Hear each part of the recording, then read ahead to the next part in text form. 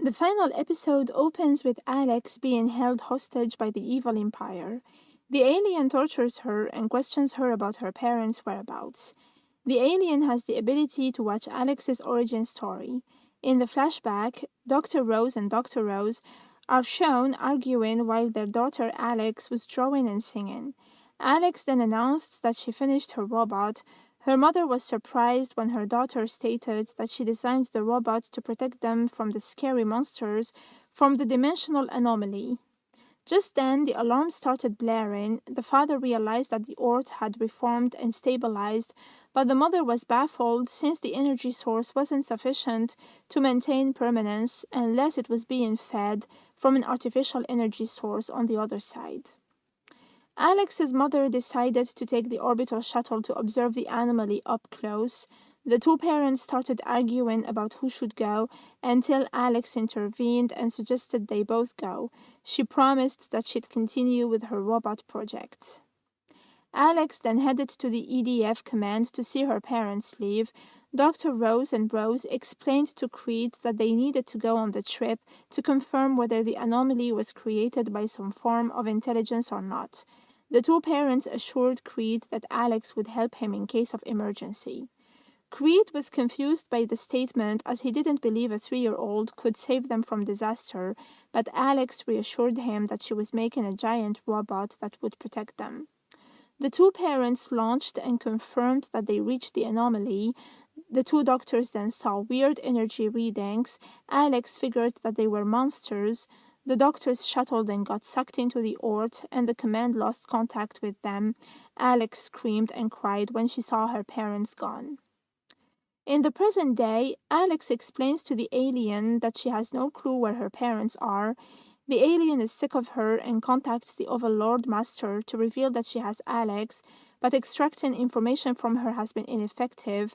The Overlord Master orders the alien to await his imminent arrival. Back in command, Shiny scolds Thunder and blames him for Alex's capture.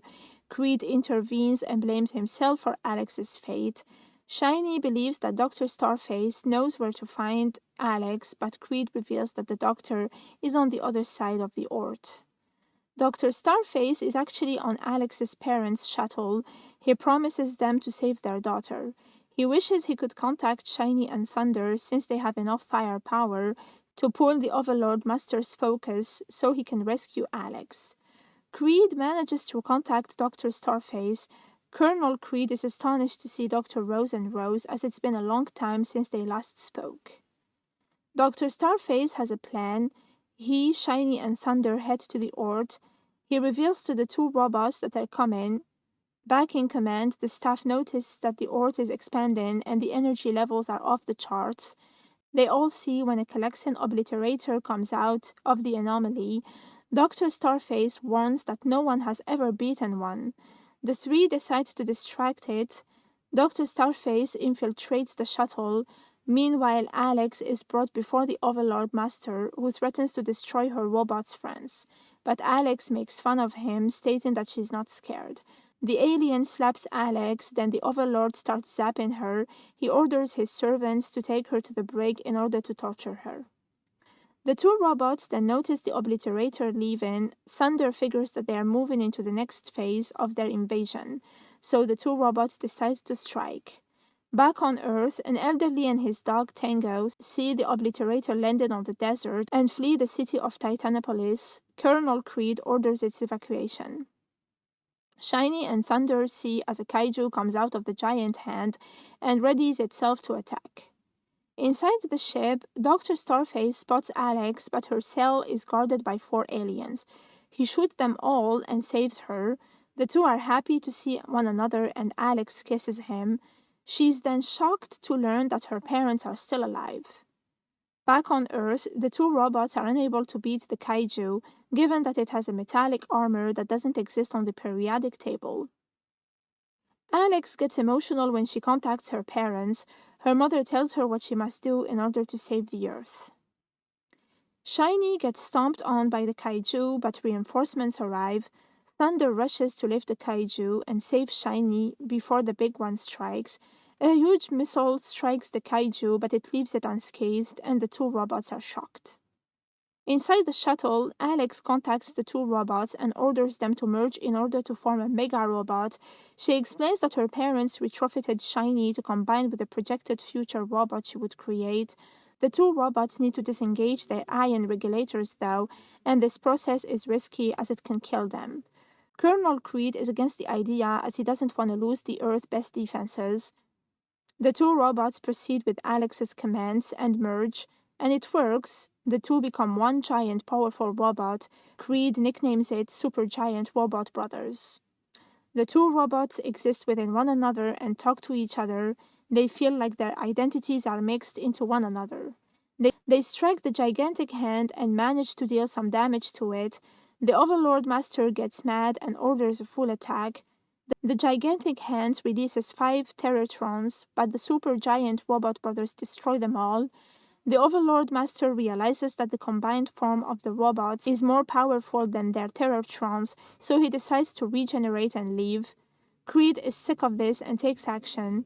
He boards a helicopter and storms into the ship. He shoots the aliens inside. The giant robot also follows the ship into space. Dr. Starface realizes that the Obliterator is revving up into systems for a planetary strike of the Earth in order to avoid embarrassment.